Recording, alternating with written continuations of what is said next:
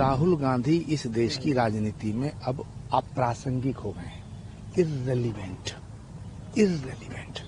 उन्होंने चुनाव में कहा था मैं लिख के दे रहा हूं नरेंद्र मोदी देश का प्रधानमंत्री नहीं होगा, हो गए, डूब के मरे। उन्होंने कहा था कि मैं लिख के दे रहा हूं हरियाणा में भारतीय जनता पार्टी की सरकार नहीं आएगी, नरेंद्र मोदी हारेगा। सबकी कहते हैं जाति बताओ, जाति बताओ, जाति बताओ, अपनी जात का पता नहीं।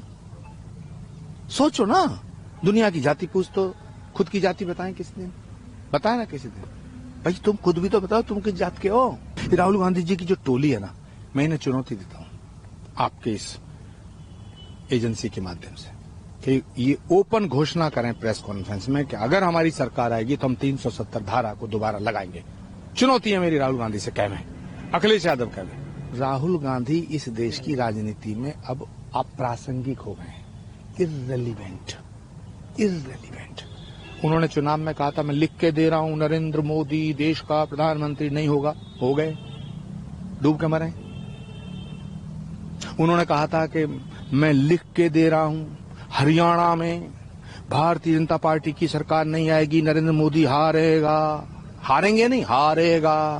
भारत के प्रधानमंत्री का जो सम्मान न करता हो, जो भारत का सम्मान न करता हो, भारत माता की जय ना बोलता हो, वंदे मातरम ना बोलता हो, राम राम ना करता हो, राम का विरोधी, सनातन का विरोधी, कल्कि का विरोधी, गंगा का विरोधी, गाय का विरोधी, तो उनके ऊपर मैं क्या टिप्पणी करूं। सबकी कहते हैं जाति बताओ, जाति बताओ, जाति बताओ, अपनी जात का पता नहीं।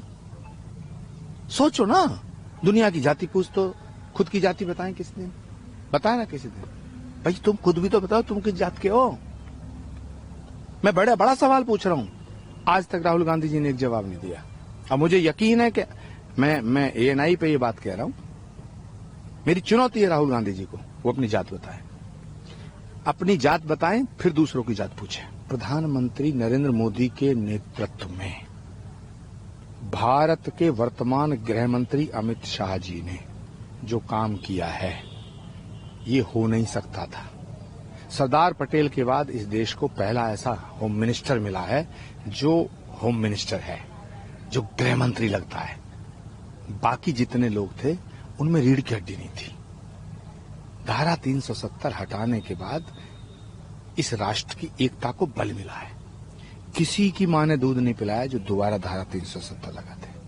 और ये जितने विपक्ष के नेता हैं, मैं सबको चुनौती देता हूं, अखिलेश जी को, तेजस्वी जी को, ममता जी को, उद्धव ठाकरे जी को, राहुल गांधी जी को। ये राहुल गांधी जी की जो टोली है ना, मैं इन्हें चुनौती देता हूं आपके इस एजेंसी के माध्यम से कि ये ओपन घोषणा करें प्रेस कॉन्फ्रेंस में कि अगर हमारी सरकार आएगी तो हम 370 धारा को दोबारा लगाएंगे।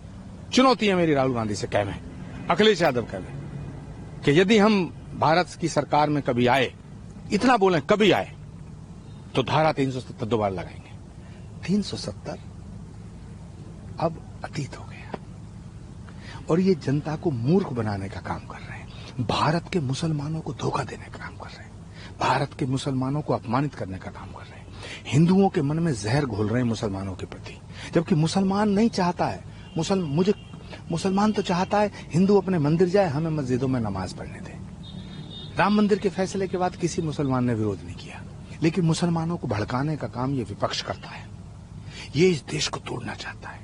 इसलिए मैं भगवान से प्रार्थना करता हूं कल की धाम की पुण्य भूमि पर, हे भगवान, हे परमपिता परमेश्वर, इन्हें सद्बुद्धि दे।